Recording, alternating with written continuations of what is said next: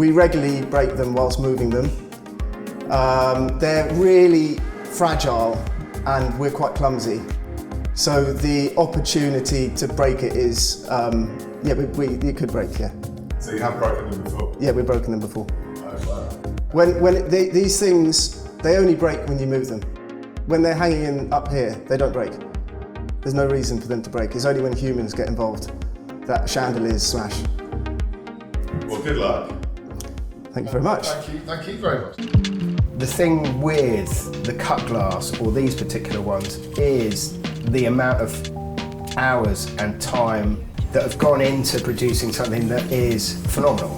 You can see the difference between this handmade or cut glass over either mass-produced or even plastics now that they've done to recreate these sort of droplets. But you can see the difference.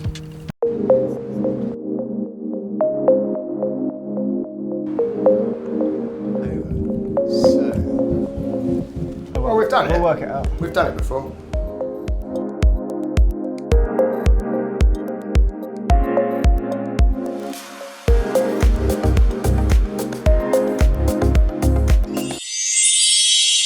So the word chandelier comes from the French word chandelle, which means candle, which comes from Latin candela.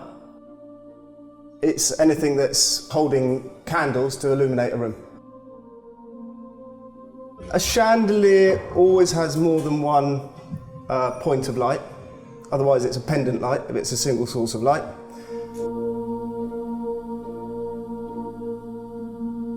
In the mid-18th century, they started cutting the drip pans and drilling little holes and adding the jewels, and they got better at making the arms, so they thought, let's cut the arms, and they just went mad and decided to, at any possible opportunity, they're going to cut the glass, refine it, shape it to achieve peak sparkle, which is the goal of a chandelier.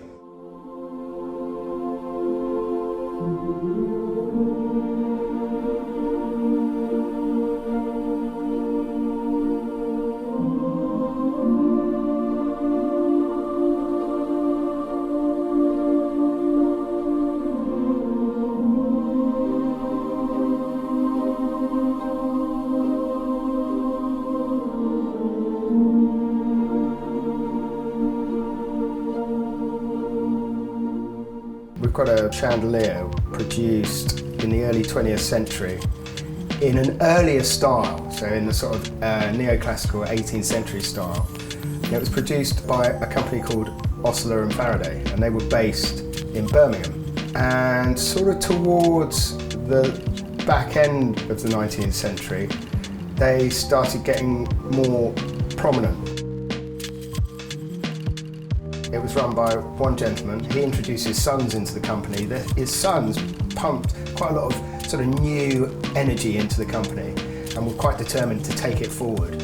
And they were given a commission at the Great Exhibition to have, as you walked into the Great Exhibition, a central chandelier, which lots of people believed it looked like it was like a fountain or a water piece, but it wasn't. It was just this massive, beautiful chandelier that by repute had somewhere around 4,000 pieces to it.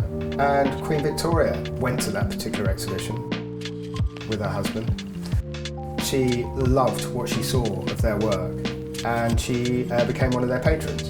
And through the back of that, they also then got royal families throughout Europe and further afield, even with the company actually producing two incredible chandeliers that went to Mecca and appear very close to or in or around where the Prophet is buried.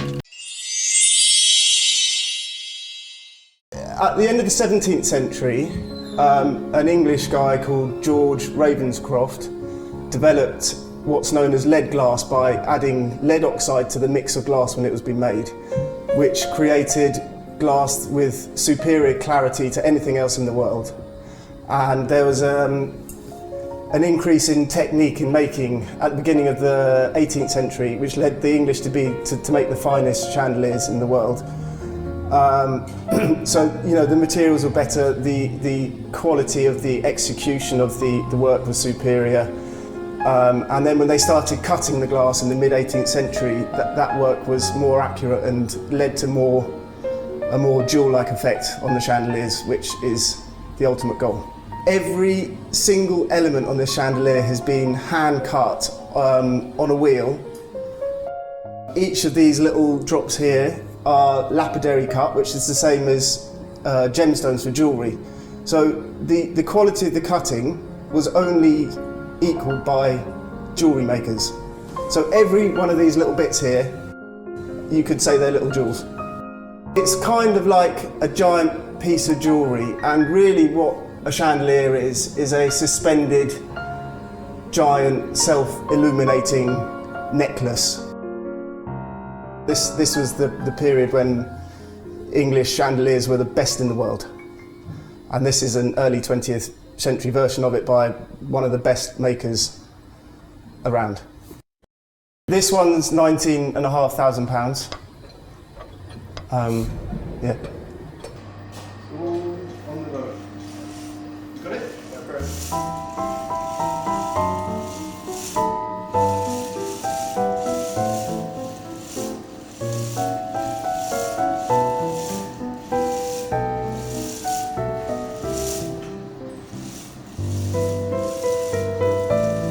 Good? Yeah, that's good. Yeah, excellent.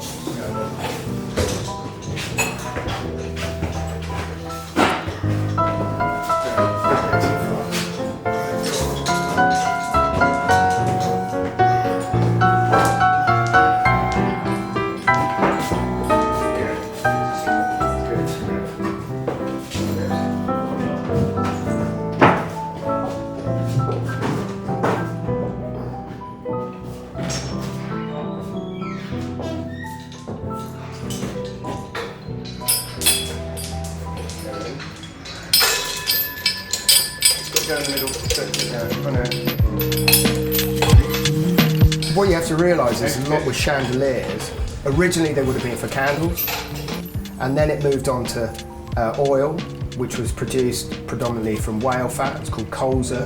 They were colza oil lanterns. Then it was gas, and then you moved into electric. Now, some of the earlier chandeliers that we get, you'll see if it was originally for gas, because the branches or arms are often a lot wider, and you'll actually see on the inside and at the bottoms where they'll have little nodules which were for turning on and off the gas. Ones that were a little bit later, like this one, you can tell that they were done for electric because the wiring is straight away is already into the arms. Some that have been converted from either candle or gas, rather than wiring it through, they'll often have the wires very discreetly placed just underneath here and tied off with little brass wires, just so that they don't have to go into the actual arms of the chandeliers. So what is there a kind of belle epoque of chandelier making? Like if you wanted to get an amazing one, you'd say what the best ones were created between this point in history and that point? Well, I mean, I think if you were looking at that sort of thing, you'd be the sort of time lapse. You would be looking at something that was produced in France, and it would have been produced in the sort of 17th century. So when they were using crystal and they were cutting it and they were lit by candles, would have been regarded as some of the best chandeliers. But the practicalities of those now, the fact that they are candle and not electric, would make them not as useful, I suppose. Up we go.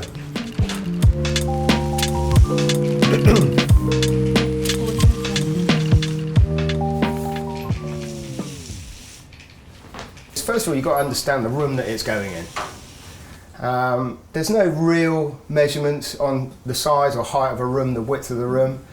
Obviously, if you've got a massive room, then putting a small or a relatively small chandelier, it will look a bit silly. So you want to get something that proportionally is correct. So for example, this one that we're going to be hanging in this room here, the study, will be pretty much spot on to the size of the room.